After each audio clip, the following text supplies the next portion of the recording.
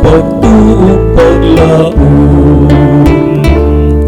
Tumanon ta ang kasumanon sa taon, suguban sa Diyos.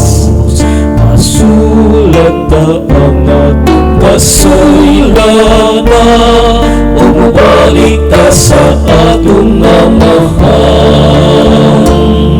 Talikdan ta ang atong kagahapon, nga puno sa mga kasaypanan. Mubangon kita nga mahinulsulon, nga puno sa mga pagpasul.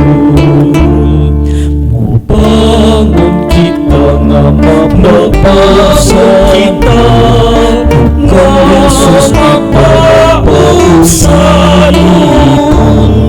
Mag-ampo kita o magsakripisa lang sa atong Ginoo. Salamat Ginoo sa pasaylo mo, sa among tanang kalakasan.